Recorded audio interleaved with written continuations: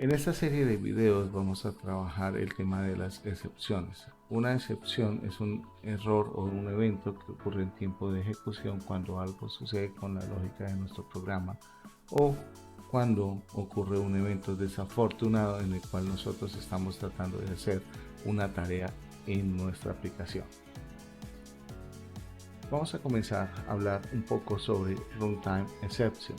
Runtime Exception es una clase en Java la cual extiende o se extiende de exception y se utiliza específicamente para representar las excepciones que pueden ocurrir durante la ejecución de nuestros programas y que obviamente no necesitan ser declaradas dentro de una cláusula throw. Recordemos que la throw exception es una cláusula que normalmente se utiliza como por ejemplo si queremos capturar información desde el teclado, necesitamos tener ese blindaje. Esas excepciones pues, normalmente son conocidas como un checker, excepciones que no son comprobadas, ya que no son verificadas por el compilador en tiempo de compilación, a diferencia de excepciones que son chequeadas o que son comprobadas por el compilador. Vamos a mirar una serie de características que son importantes de Runtime Exception. Las excepciones que heredan de Runtime Exception no necesitan ser declaradas en firmas dentro de un método throw. Es decir, que podemos crear excepciones de forma personalizada. Los errores en tiempo de ejecución representan errores que típicamente ocurren debido a problemas de un programa que son detectados en tiempo de ejecución, como por ejemplo cuando tratamos de acceder a una posición en un arreglo, o por ejemplo cuando tratamos de buscar un elemento dentro de una estructura de datos o dentro de un origen de datos y no se encuentra ese elemento, que se puede producir algo que se llama null point. Y ahí podemos llevar a controlar todo este tipo de eventualidades que pueden llegar a suceder. Tenemos también algo que se llama el manejo opcional. Debido a que no se necesita ser declaradas las excepciones digamos que pueden manejar una parte de opcionalidad en la cual se pueden optar la forma como se pueden capturar o manejar, o básicamente dejarlas de una manera muy predeterminada y enfocadas hacia la máquina virtual de Java. Tenemos diferentes formas de aplicar una excepción o podemos aplicarlas a ciertos elementos. Como mencionamos anteriormente, podemos aplicarla a una excepción a un puntero nulo, que es cuando tratamos de hacer una consulta a una base de datos o cuando tratamos de recorrer una colección de datos y esa colección no contiene la información, entonces nos va a retornar un valor nulo. Tenemos el Array Index of Bounds Exception, el cual me va a permitir detectar el momento en que ocurre un desbordamiento de índice, y es cuando tratamos de acceder a una posición de un elemento de una estructura de datos que son los arreglos y ese elemento no existe. Tenemos Illegal Argument Exception, que básicamente puede ocurrir cuando nosotros tratamos de pasar algún parámetro el cual no es válido, o de pronto cuando tratamos de ejecutar una función a la cual no le estamos pasando ningún valor. Tenemos un breve recorderis sobre la anotación path variable, que recordemos que dentro del tema de Spring esta anotación se utiliza para poder extraer los valores que se están pasando a través de una solicitud HTTP, ¿no? Y pues poderlos asignarlos a diferentes variables, las cuales van a ser utilizadas para ejecutar un proceso determinado dentro de nuestro endpoint o dentro de nuestros métodos. Tenemos una anotación bastante interesante que aparece en el tema de las excepciones y es la anotación de REST Control Advice. Esta anotación en Spring se utiliza específicamente para poder trabajar de forma global las excepciones y poder aplicar de forma transversal a los controladores REST la excepción. Aquí podemos generar, por ejemplo, excepciones en caso de que yo esté tratando de consultar una página o un endpoint que no exista, podemos tener una excepción personalizada con el error 404, por ejemplo, que eso lo veremos más adelante en un ejemplo. Tenemos la anotación exception handler, que básicamente se utiliza para manejar excepciones específicas que pueden ocurrir en tiempo de ejecución de un controlador como tal. Dice que esta anotación se debe colocar sobre el método en una clase de controlador y le indica a Spring que lance la excepción de este tipo específico. El método anotado debe ser invocado para manejar la excepción al momento de ser disparado. ¿Okay?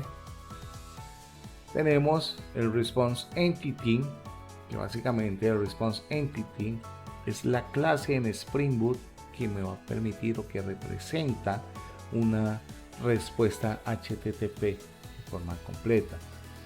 Básicamente esta anotación, este elemento response entity, se utiliza en controladores RESTful, ¿okay? El cual lo podemos utilizar para personalizar la respuesta HTTP. Bien, acá también podemos ver que por medio del response entity podemos revisar todo el concepto de los encabezados o las cabeceras que pueden traer nuestra petición, nuestra solicitud. También podemos obtener acceso a la información del cuerpo de nuestra respuesta y demás. Tenemos la anotación response status, la cual pues se utiliza para marcar una clase de excepción con un código HTTP específico, que también vamos a revisar cómo se aplica este tipo de anotaciones dentro de nuestras excepciones. Aquí tenemos una serie de códigos que podemos utilizar con response status, donde tenemos el http status.ok, que me representa dentro de la gama de códigos el 200. Tenemos el 201, que es para creado. Tenemos 204 cuando no tenemos un contenido devuelto.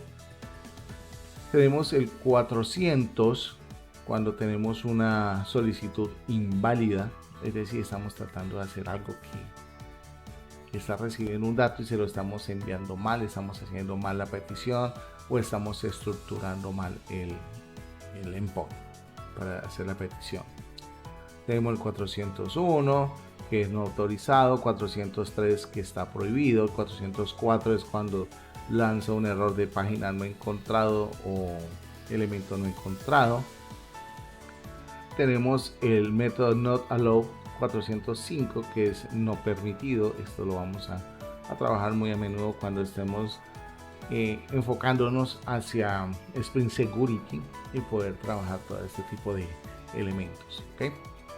Tenemos error 500 que hace referencia a error interno del servidor, cuando falla algo dentro de nuestra petición, dentro de nuestro servidor. Tenemos también el 501 que es no implementado, 502 bad gateway, que estamos haciendo referencia a una puerta de enlace incorrecta. 503 el servicio no se encuentra disponible en este momento. Estos son algunos códigos o los más comunes que nosotros podemos encontrar al momento de trabajar con las peticiones HTTP.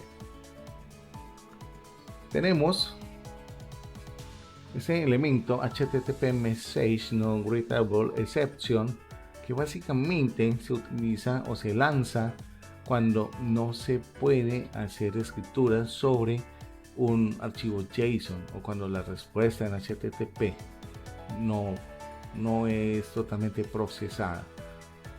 Por ejemplo, cuando estamos tratando de enviar o retornar un JSON y este JSON pierde la estructura o no contiene la estructura correcta. ¿Okay? Algunas causas: problemas de serialización. Por ejemplo, en los ejemplos anteriores, cuando tratábamos de establecer una relación bidireccional, que colocábamos el JSON back reference versus el JSON managed reference, que esto lo que hace es prevenirnos las referencias o conceptos cíclicos al momento de obtener una respuesta de nuestro servidor, pero tenemos problemas de serialización. Entonces ahí es cuando ocurre este tipo de excepciones. Configuración incorrecta al momento de convertir mensajes, accesibilidad a los objetos o errores en los datos. Tenemos también por acá tenemos el null pointer exception, que básicamente es una excepción que se lanza cuando se intenta utilizar referencia o apunta a algo nulo. Esto es muy común cuando nosotros tratamos de acceder, por ejemplo, a un objeto que no sea instanciado. Es muy común encontrarnos en este error, sobre todo cuando estamos trabajando en programación orientada a objetos. ¿Okay? Muy bien, después ya de toda esta teoría vamos a ir aplicando poco a poco cada uno de estos conceptos a un ejercicio. Hasta aquí este video introductorio.